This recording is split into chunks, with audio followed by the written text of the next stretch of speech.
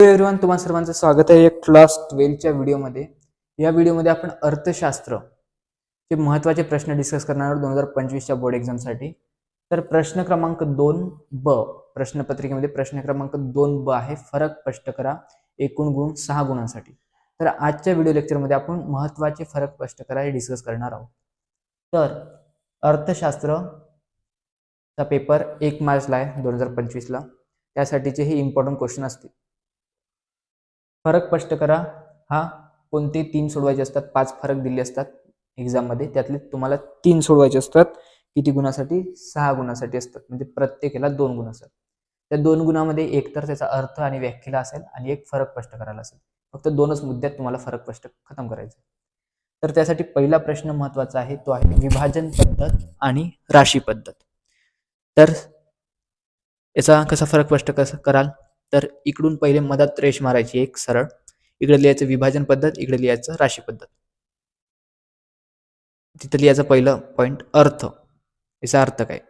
तर विभाजन पद्धत म्हणजे काय? तर विभाजन पद्धतीमध्ये संपूर्ण अर्थव्यवस्थेतील एका आर्थिक चलाला विभाजित करून त्याचा प्रॉपर स्टडी केला जातो, त्याचा अध्ययन केलं जातं. आणि राशी पद्धतीमध्ये काय करतो आपण? तर राशी पद्धतीमध्ये आपण एका घटकाचा अभ्यास न करता आपण संपूर्ण अर्थव्यवस्थेचा किंवा संपूर्ण घटकाचा अभ्यास करतो. हे झाला त्याचा अर्थ. मग लिहायचं की विभाजन पद्धत ही सूक्ष्म अर्थशास्त्रामध्ये वापरली जाते, तर राशी पद्धत ही स्थूल अर्थशास्त्रामध्ये वापरली जाते. झालं, तुम्हाला 2 पैकी 2 गुण मिळाले. दुसरा आहे प्रश्न उपयोगितेचे प्रकार. मग या उपयोगितेच्या प्रकारापैकी कोणतेही 2 प्रकार येऊ शकतात, जसे की काल उपयोगिता आणि स्थल उपयोगिता येईल, किंवा ज्ञान उपयोगिता, सेवा उपयोगिता येईल, किंवा रूप उपयोगिता आणि स्वामित्व उपयोगिता येईल. तर यापैकी तुम्हाला कोणतेही 2 प्रकार विचारले जातील. यापैकी तुम्हाला कोणतेही 2 प्रकार विचारले जातील. तर आपण काल उपयोगिता आणि स्थल उपयोगितेचं बघूया. काल उपयोगिता म्हणजे काय?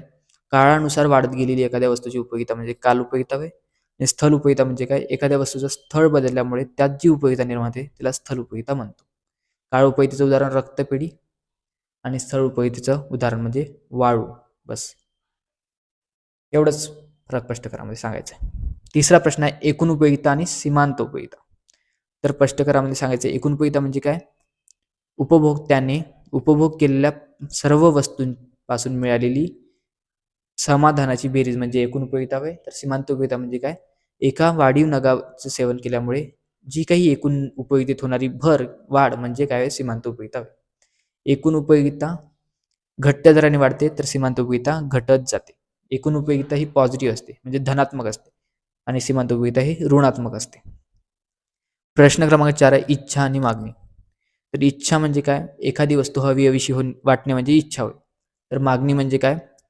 अशी इच्छा जिला पैशाचे पाठबळ आणि ती खरेदी करण्याची क्षमता आहे, त्या इच्छेला आपण मागणी म्हणतो.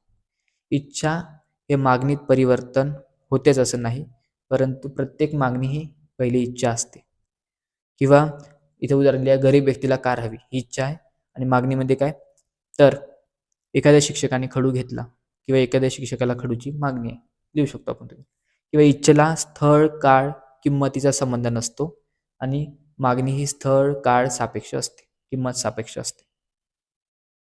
प्रश्न क्रमांक 5 आहे वैयक्तिक मागणी पत्रक, बाजार मागणी पत्रक. वैयक्तिक मागणी पत्रक सांगायचं आहे आणि बाजार मागणी पत्रक यातला फरक सांगायचा आहे. 6वा आहे संपूर्ण लवचिक मागणी आणि संपूर्ण अलवचिक मागणी. म्हणजे काय? संपूर्ण लवचिक मागणीमध्ये काय होतं की किमतीत थोडाफार बदल झाला की मागणीत भरपूर बदल होतो, त्याला काय म्हणतो? संपूर्ण लवचिक मागणी. आणि संपूर्ण अलवचिक मागणी म्हणजे किमतीत कितीही बदल होऊ द्या, त्यात मागणीत काहीच बदल होत नाही, त्याला म्हणतो आपण संपूर्ण अलवचिक मागणी. संपूर्ण लवचिक मागणीला आपण ईडी इज इक्वल टू इन्फानाईटने दर्शवतो, तर संपूर्ण अलवचिकला आपण ईडी इज इक्वल टू 0 ने दर्शवतो. नंतर बघितलं होतं आपण साठा आणि पुरवठा. याचा फरक आपण आधीच बघितला. साठा म्हणजे काय? तर एखाद्या विशिष्ट कालखंडात विक्रेत्याकडे विक्रीसाठी उपलब्ध असलेली नगसंख्या म्हणजे साठा होय. तर विशिष्ट कालखंडात विशिष्ट किमतीला विक्रेत्याने बाजारात विक्रीसाठी पुरवलेली नगसंख्या म्हणजे पुरवठा होय. साठा ही स्थिर संकल्पना आहे, पुरवठा ही प्रवाही संकल्पना आहे. 8वा प्रश्न आहे मागणी वक्र आणि पुरवठा वक्र. सांगा आता मागणी वक्र कसा असतो? मागणी वक्र हा डावीकडून उजवीकडे खाली येणार असतो, तर पुरवठा वक्र डावीकडून उजवीकडे वर जाणार असतो. त्याची डायग्राम काढा किंमत निर्देशांक आणि संख्यात्मक निर्देशांक याच्यातला फरक सांगा. 10वा आहे अल्पाधिकार किंवा पूर्ण स्पर्धा आणि इकडे मक्तेदारी किंवा मक्तेदारीयुक्त स्पर्धा, यातला फरक लिहून ठेवा. 11वा आहे साधा निर्देशांक आणि भारांतित निर्देशांक. हा खूप महत्वाचा प्रश्न आहे, कारण 3 वेळा बोर्ड एक्झाम मध्ये येऊन गेलाय. साधा निर्देशांकामध्ये सर्व आर्थिक चलांना समान भार दिला जातो, तर भारांतित निर्देशांकामध्ये काही विशिष्ट चलांवर विशिष्ट भार दिला जातो. साधा निर्देशांकाचे प्रकार: किंमत निर्देशांक, मूल्य निर्देशांक, संख्यात्मक निर्देशांक.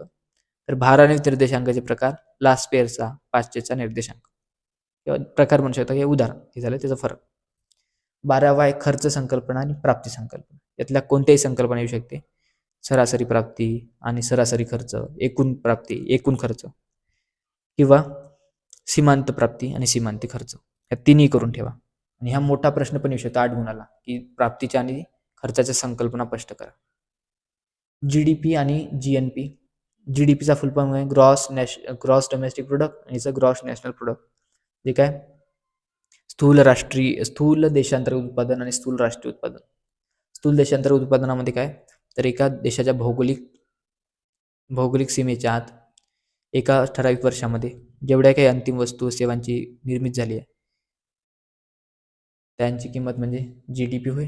आणि जीएनपी म्हणजे काय, तर राष्ट्रातील लोकांनी त्याचबरोबर राष्ट्रामध्ये जेवढं काही उत्पन्न झालं त्याची किंमत म्हणजे जीएनपी होय.